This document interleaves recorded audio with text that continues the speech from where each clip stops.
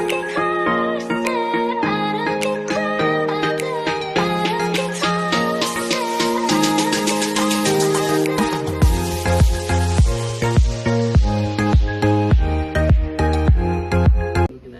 semuanya, balik lagi di podcast Warung Podcast. Saya Jenis Jacqueline akan memimpin podcast ini yang membahas tentang satu hotel di Kranggan yang mungkin terpencil tapi sangat ramai orang datang ke sini. Lalu saya juga punya kenalan teman yang posisinya adalah manajer di sana, yaitu Yohanes Angga. Shalom. Shalom. Assalamualaikum. Assalamualaikum. Om Swastiastu, Namo Buddhaya. Gimana Bang Anas?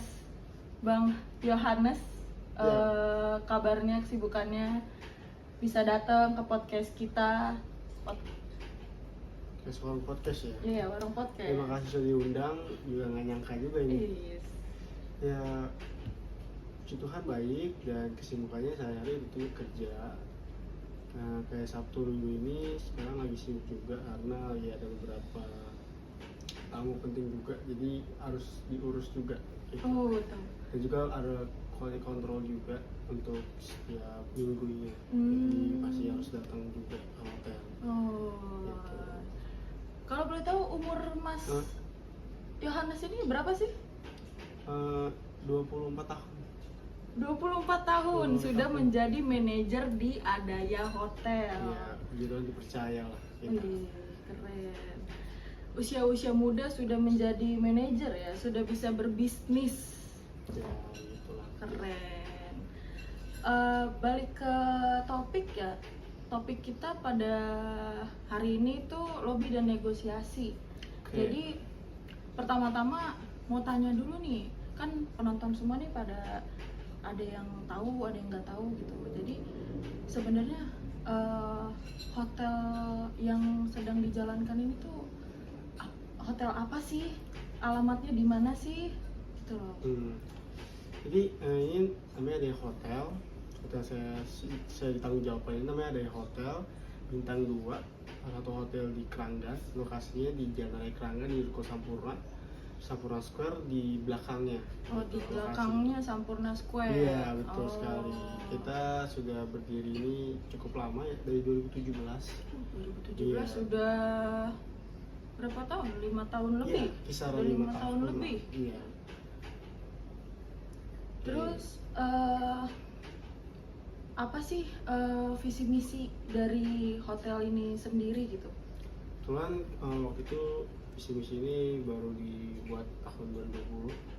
Setelah diskusi yang cukup panjang, kira kita membuat visi misi yang cukup simpel tapi tetap menjaga kualitas, yaitu kita memiliki visi memberikan kenyamanan yang terbaik untuk customer kita dengan misinya menjaga kualitas kamar dan servis pelayanannya yang terbaik gitu. Oh, di ini ya, di servisnya ya, yang kalau Iya. misalkan dilihat dari visi dan misinya ya, Iya, sangat tentunya. dinomorsatukan di servisnya, di pelayanannya. Iya, karena ini kan perusahaan jasa ya. Mereka kesini ingin mendapatkan kenyamanan secara pelayanan juga. Gitu. Oh, gitu. Lalu ada kesulitan nggak sih dalam menjalani bisnis di Adaya Hotel ini? Ada nggak kesulitan dalam kinerjanya, jual beli atau apapun itu? Tentunya kesulitan pasti ada ya, di setiap ini bisnis pun masih ada. Karena ini perusahaan jasa, kesulitan yang kita dapatkan tentunya di bidang jasanya juga, yaitu pelayanan dari karyawan kita. Baik pun juga cara mereka membersihin kamar, baik pun juga kesulitannya salah satunya juga produk yang kita gunakan. Produknya itu maksudnya supplier kebutuhan yang kita gunakan, contohnya misalnya alat-alat pembersih, cairan-cairannya. Kadang dari supplier sendiri memberikan kita barang yang kurang bagus, nah kayak gitu-gitu yang susah, tapi kan dalam kuantitas yang banyak, jadinya mau nggak mau kita cuma dapat potongan harga gitu. Terus kita harus tetap menjaga kualitas kamarnya dengan quality control yang rutin, Karena kalau kita nggak rutin terkadang suka nggak bagus gitu, banyak keceleknya bahasanya. Oh, banyak keceleknya guys. Iya. Gitu. Jadi kalau misalkan beli apa, misalkan kan namanya hotel kan pasti perlu handuk ya. Dimana Iya. semua hotel pasti ada handuk dari hotel itu sendiri. Kayak misalkan handuk itu ada yang dapat karena beli banyak kan, jadi ada yang jelek, ada yang robek Ya, kayak ataupun gitu ya. Oh. Jadi kita karena kesulitannya gitu kerja sama suppliernya. Oh. Terus kita hubungin lagi suppliernya lama lagi nih. Nah, kadang hal-hal kayak gitu yang jadi kesulitan di bidang hotel sih. Oh. Kalau boleh tahu ini bisnis keluarga atau bisnis bisnis punya orang atau gimana? Tapi kebetulan masnya yang jadi manajernya daftar. Ya, kebetulan bisnis punya orang sih, jadi kita tanggung jawabkan saja. Oh iya, keren. Gitu Udah dapet tanggung jawab sebesar itu. Gila. Terus kalau misalkan ada suatu permasalahan tuh kayak tadi, kayak handuk atau sabun-sabun atau enggak botol sabun yang jelek nanti ataupun apa gimana, tuh ada nggak orang yang bisa dipercaya atau masnya sendiri yang turun langsung untuk melakukan lobby atau negosiasi ke orang suppliernya gitu, kayak mas ini ada yang jelek nih gimana gininya, ntar ngelobi si itunya gimana, negosiasinya gimana gitu. Iya, kebetulan masih saya semua sendiri. Saya tanggung jawabkan untuk misalnya ada kerusakan atau apa tidak sesuai barangnya ya bahasanya. Tidak sesuai, jadi kita ke supplier lagi. Kalau emang misalnya mentok dianya terlalu lama untuk bisa mengembalikan barang ini yang sesuai apa yang kita mau, ya sudah paling kita tetap ambil antara potongan harga atau gimana, kita langsung ganti supplier sih. Kadang iya, kadang mau nggak mau kayak gitu.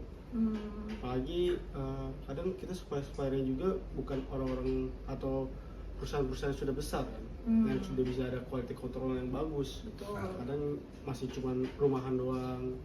Nah kayak gitu-gitu kadang mereka suka ada yang tanggung jawab, ada juga yang tanggung jawab. Jadi salah satu caranya ya kalau misalnya nggak bisa kita ganti supplier, itu solusi terakhir. Selagi bisa kita lobby, kita enak diajak ngomong, kita nggak apa-apa mentoleransi gitu. Kita bakal tetap pakai dia terus. Oh iya. Terus mas bisa ceritain nggak sih kayak ada pengalaman nggak, kayak misalkan tadi kan saya lihat tuh di foto-foto di website gitu kan, ada kayak pasti kan hotel kan kerjasama lah ya sama minuman atau apapun itu, kayak buat di kamarnya misalkan minuman apa, air mineral apa gitu, itu kerjasama ke merekanya itu bisa diceritain nggak gitu, pernah lakukan lobby negosiasi apa sama mereka gitu? Iya, tentunya kita awalnya pastinya dari pihak mineral dulu datang ke kita. Ya awalnya kita pasti beli sebulan 2 bulan secara rutin dengan kuantitas yang cukup banyak, bisa sampai mungkin 100 kardus gitu. 100 karton. Iya, 100 karton untuk setiap per bulannya kita lakukan rutinitas. Nah baru biasanya dari pihak akunya juga nawarin. Oh, dari pihak si air mineral itu yang beda brand itu nawarin sendiri, dari pihak brandnya itu nawarin sendiri, mau nggak nih. Nah di situ kita lihat juga apa benefit juga buat kita gitu. Misalnya dia ngasih kulkas, nah kulkas ini yang berapa pintu, atau misalnya satu pintu kecil, ternyata nggak make sense bagi kita, kecil doang gitu, nggak ada benefitnya, kurang gitu. Iya, kurang benefitnya. Jadi kita minta 2 pintu, kalau nggak ada ya udah minta satu pintu kayak gitu. Jadinya 2 kulkas. Iya, dengan ketentuan nih kita setiap bulan harus ngambil terus ke mereka. Iya, jatuhnya sih tetap nitip barang dari pihak brand itu, bukan hak milik kita. Kalau ada kerusakan segala macam, ya itu tanggung jawab kita sendiri. Iya, perawatannya dari kita sendiri ya, karena kita udah dapat benefit itu ya kita harus rawat terus. Iya, betul. Oh, jadi gitu. Terus ada tantangan nggak sih yang dihadapi gitu kalau misalkan melakukan lobby dan negosiasi terhadap orang yang akan di lobby gitu? Tantangannya tuh kayak misalkan nanti dianya nolak atau nanti dianya nggak terima atau apapun itu ada Oh ya, nggak gitu? tentunya ada, karena biasanya penolakan itu terjadi juga kalau misalnya apa yang kita ajukan juga tidak terasa benefitnya di dia. Namanya negosiasi itu harus win to win gitu. Sama-sama win to win, sama-sama harus menang juga, sama-sama harus enak. Jadi kalau mentok-mentoknya biasanya satu pihak pasti rugi gitu. Kalau ini gue nggak merasakan benefitnya nih. Jadi caranya ya kita harus gimana caranya berikan merasa supaya dia tuh bisa dapat benefitnya gitu. Misalnya kan dia ngasih satu pintu, kita nggak mau juga kan. Nah supaya gimana cara supaya kita dapat benefitnya ya kita minta 2 pintu aja, minta 2 pintu tetap kita kasih nih, maksudnya kita bisa 50 customer nih ke hotel ini setiap bulannya, minimal kan bapak sendiri kan bisa mendapatkan promosi yang pasti setiap bulannya 50 customer bisa melihat brand ini. Nah itu kan juga mereka merasa akhirnya benefit. Kadang juga pihak yang kita lobby itu kadang juga kalau kita kurang menjelaskannya kayak ngerasa kita nggak ada benefitnya, ternyata sebenarnya ada gitu. Hanya kita perlu menjelaskan aja lebih detailnya. Oh baik, berarti harus jelasin lebih detail lagi ya. Iya, dan kita harus bisa membuat pihak yang kita lobby ini merasa win to win juga gitu, merasa ada diuntungkan benefit, juga merasa ya. diuntungkan. Sama-sama diuntungkan, Iya. harus. Lalu kan tadi lobby di negosiasi tuh masnya sendiri yang turun. Kalau misalkan ada orang yang bisa dipercaya, itu kriterianya tuh kayak gimana Tentunya yang untuk melakukan lobby negosiasi? kalau misalnya one day kita bisa mempercayakan orang, intinya yang biasa ngomong sama orang itu penting.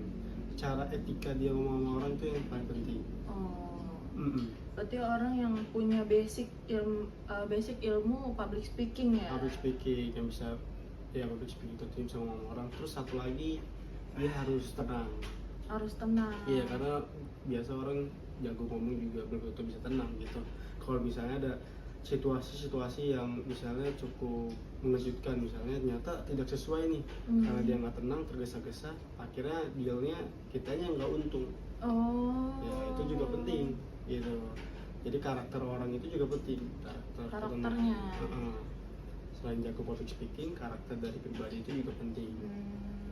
Jadi pribadinya juga harus tenang ngomong sama orang yang di lobby. Iya, itu juga. Nggak harus tak harus gini ya. Itu terburu-buru namanya. Jadi orang yang di lobby kayak mikirnya jadi kayak, ih ini orang serius nggak sih gitu. Iya, bisa juga karena kita tahu tergesa-gesa, akhirnya kita yang dirugikan gitu. Bisa aja. Akhirnya cari keputusan kayak ya udahlah nggak apa-apa rugi gitu. Padahal nggak boleh. Kalau lobby negosiasi harus untung sama untung gitu. Terus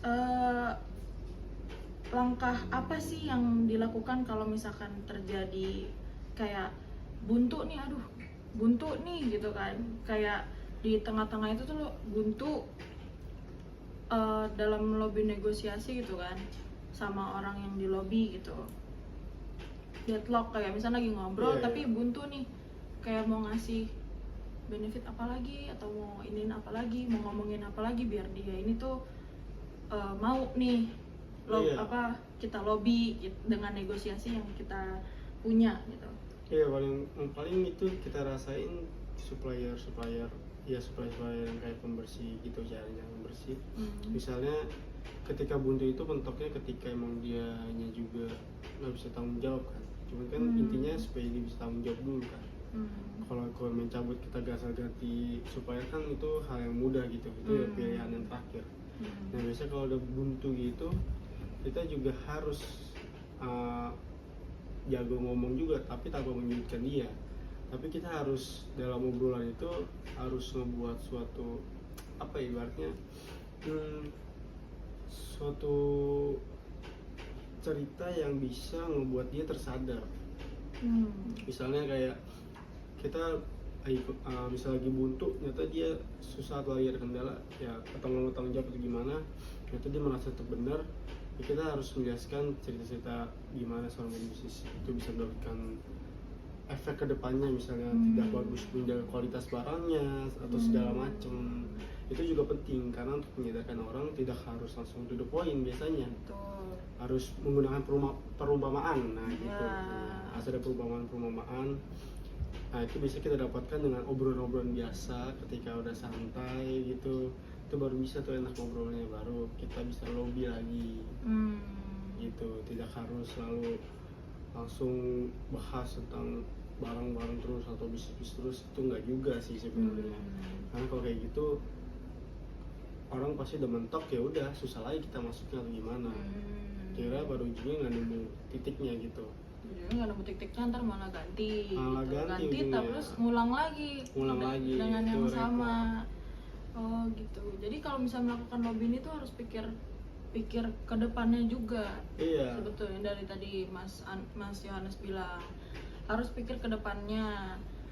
Jadi kita memutuskan untuk melakukan keputusan yang ini, berarti keputusan itu akan berjangka dengan panjang. Iya, agak panjang. Oke. Haus ya? Haus gak? Aman. Atau mau makan? Hausan. Kalau makan ambil aja. Iya. Kita lanjut kali ya. Terus mau nanya juga, kalau misalkan ada nggak sih pengalaman lobby negosiasi yang paling sulit? Kayak orang ini nih, aduh sulit banget nih orang nih buat diambil hatinya biar dia mau kerja sama gitu. Kalau itu sejauh ini kalau ngambil hati sulit sih nggak juga sih sebenarnya sih. Karena kan lobby negosiasi itu sendiri kan kayak kita ngomong sama orang untuk kerja sama, kan kita juga harus ngambil hatinya kan. Kita lihat dulu nih, kita selami hatinya dia, oh dia enak untuk diajak kerja sama. Oh iya. Tapi karena kita juga biasanya kalau kayak gitu kenapa bisa susah? Salah satu alasannya karena biasanya dari pihak kitanya juga kurang percaya diri dengan produk kita. Kan mereka juga ngasih barang itu kan, supplier itu ngasih barang kan juga ngelihat kita ngasih ke siapa. Kalau B2B kan begitu. Kita kerja sama bisnis apa nih, sama siapa nih, siapa miliknya, perusahaannya gimana. Kebanyakan orang nggak percaya. Yang saya pernah juga ngobrol sama teman-teman saya, itu karena bisnis yang kita kerja sama ini udah ada potensi nggak benar, atau misalnya potensi rugi atau nggak bisa dipercaya. Nah, itu sulit tuh biasanya. Nah, kalau untuk mengambil hati tentunya kita harus pede dulu sama bisnis kita. Nah, misalnya kita butuh cahaya membersih, dan kebetulan cahaya membersih itu misalnya dia cukup nggak mau ngasih sembarangan. Ada yang kayak gitu juga. Oh, ada yang nggak mau ngasih sembarangan ke bisnis yang lain. Iya, karena pengalaman dia kan sistemnya bayarannya sebulan baru dibayar gitu. Sebulan baru dibayar.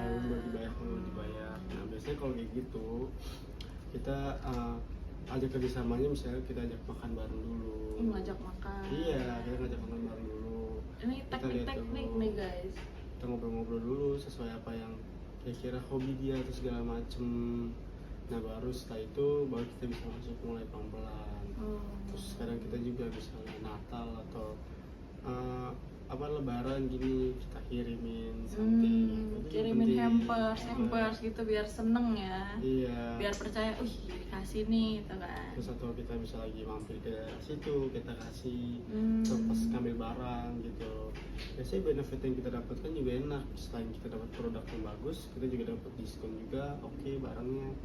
Iya, kayak gitu. Itu kalau kayak gitu pengaruh di harga juga ya nanti. Oh, pengaruh di harga. Itu ya. Dia bakal, kalau misalnya kita kasih dia kayak hampers, kita ada acara kita kasih, kita ada ini kita kasih, ntar dia juga bakal ngasih kita potongan harga gitu ya.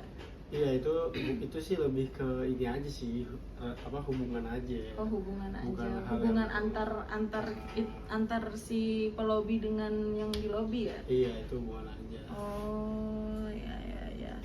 Terus ada strategi nggak sih buat masnya sendiri? Masnya pribadi kalau misalkan untuk ngelobi ke orang yang akan di lobby nih, ada strategi nggak sih biar pihak melobi pihak yang berwenang, misalkan ya hotel kan berarti harus ada kayak apa sih, NN-nya atau ke pajaknya kan, itu kan harus di lobby juga tuh biar dapat perizinan, betul. izin operasional, perizinan lainnya gitu. Ya, strategi yang kita gunakan ya harus menjaga hubungan yang baik dengan yang kita lobby gitu. Menjaga hubungan baik yang di lobby. Itu caranya. Apapun itu caranya. Mungkin misalnya seminggu sekali kita harus ketemu dia, atau sebulan sekali kita ngobrol aja gitu, atau kita mampir ke tempat dia. Itu yang paling penting sih sejauh ini. Tanpa kita bisa membangun hubungan itu susah untuk kedepannya.